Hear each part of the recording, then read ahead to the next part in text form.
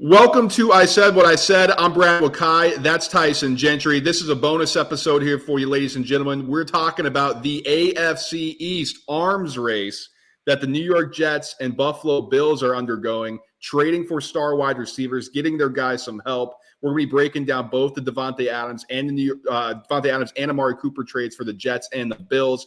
But Tyson, before we jump into those individually, these kind of came on the heels of each other. Like, what did you think when you saw Adam Schefter and all those bombs that were being tweeted by the insiders?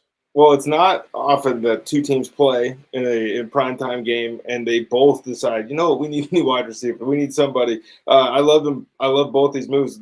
These are the two teams that have been probably the most connected to wide receiver. The Bills was what's behind door number 3. Well, everyone kind of had Davante Adams circled to go to the Jets. But Mike Williams runs the wrong route. The next day, Davante Adams is in New York. So let's get into the Davante Adams thing, because I thought the offense looked better after Nathaniel Hackett lost his play calling duties. Now he's still the offensive coordinator. I'm not quite sure what he does on a day-to-day. Is Aaron Rodgers running the passing offense? Is Todd Downing running the running game? And, is that why Breece Hall looked better? Was it just against the Bills?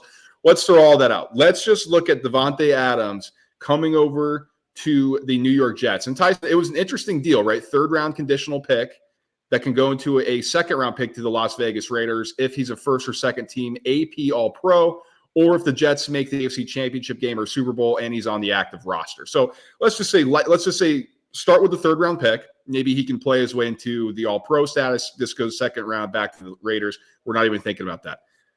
How do you think this fit works? How do you think it impacts the offense? How do you think this helps the Jets or hurts the Jets? Well, I wonder what he's going to look like with Aaron Rodgers.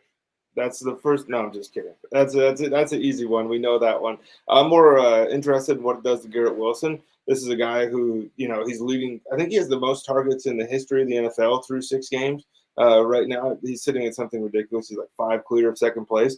But that's kind of been his game. He's been a target hog since he came in the NFL, and he hasn't necessarily been very efficient, right? And so when it's with Zach Wilson and Trevor Siemian, and you can kind of say, hey, man, well, he's doing the best that he can. But now that he has to be hyper efficient on those touches, I'm interested to see, does that raise his game? Does it make him worse? I'm confident that Davante Adams is going to walk into this building and beat Davante Adams. He's one of the 5 best wide receivers in the NFL. If you want to argue 7, that's fine. We can move him backwards if you want. Point is, the dude's a superstar. Allen Lazard's been playing really well, and I think this relegates him kind of back to that 3rd guy, which he's shown throughout his career that, hey, he can do this part too. And Breece Hall found his legs. But, Brad, the problem with the New York Jets wasn't a lack of star power.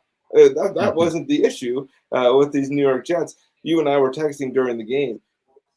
Robert Saleh leaves, and the defense they're getting called for every penalty. And they've been committing these penalties all year long, for the last 4 years essentially. But this was a very undisciplined team in prime time. And, yes, they did need to add Davante Adams, but I'm hearing a lot of stuff like, oh, let's pencil them in now. They looked okay without him. And it's like, dude, the defense that we all love just kind of allowed 100 extra free yards.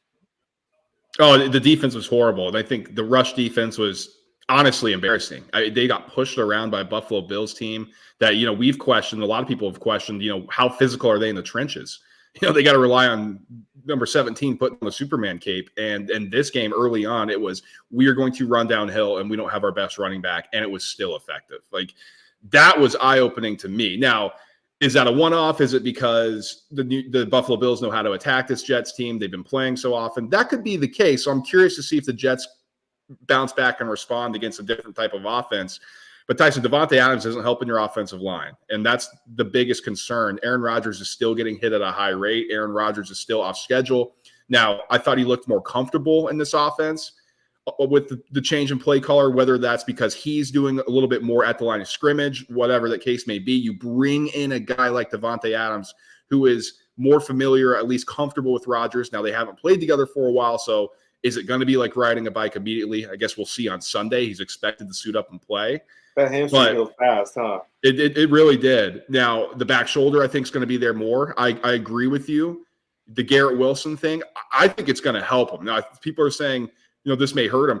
His average depth of target was atrocious, right? I mean, mainly because I think the offensive line hasn't been good enough, and to get him the ball, they had to run him in slants and little pop passes and little things across the middle that Rodgers could find them on.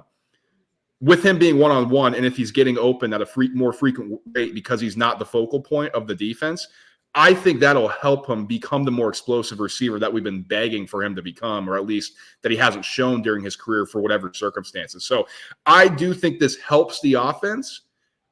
It didn't help the offensive line, which ultimately could be the detriment of this team. So I think you have a catch-22 here. Throwing players at the problem, the New York Jets. This is what they do. Now, before we get to the Amari Cooper part, Tyson, do you think that this is, now that they're all in, are there going to be jobs lost from an executive level, or do you think this is an ownership decision and Joe Douglas once again skates by if it goes bad? You know that Joe Douglas is fine. Like, for some reason, this dude is immune to any and all criticism, any and all being, reprimanded by ownership, because this is a dumpster fire. Like, Haason Reddick's just not going to play, and that's a Haason Reddick deal. Apparently, like, separating with your agent isn't a great look during this whole thing. But that's another pick that they just gave up, and now if they trade him to an NFC team, second round pick goes back to the Eagles. Now you're talking about losing a second and a third round pick to go get two guys, one that won't play for you, one that doesn't make you any better. That's a scary place to be. It'll be interesting. I do think Davante Adams does make them better. Are they now a Super Bowl contender? I think there's still too many holes. Offensive line, defense has to prove it, Tyson. And like you said, throwing players at the deficiencies where you didn't upgrade is certainly a choice. But on the flip side, let's talk about their division rival, the Buffalo Bills. They make a big deal after the Davante news comes to go get Amari Cooper, coming off a career year. Now, this is the thing. People think he's washed.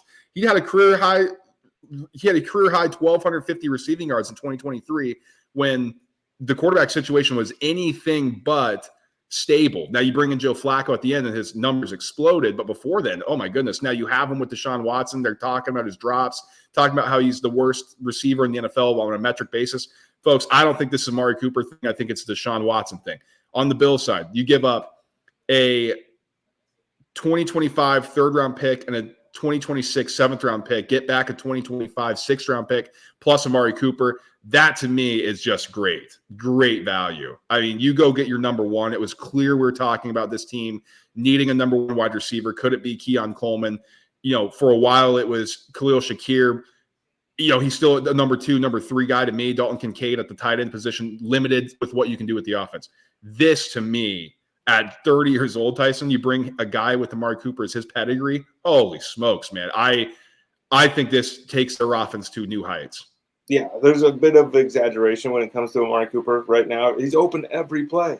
He's not open every play, but he's still a damn good football player, and he's a heck of a lot better than handing the ball off to Curtis Samuel because you can't even throw it over to that side of the field without risking an interception. This is a smash for the Buffalo Bills. I think that this is something that can actually change the landscape of the AFC, not to the point where I'm not putting anybody above the Ravens right now in the AFC. I know the Chiefs are undefeated.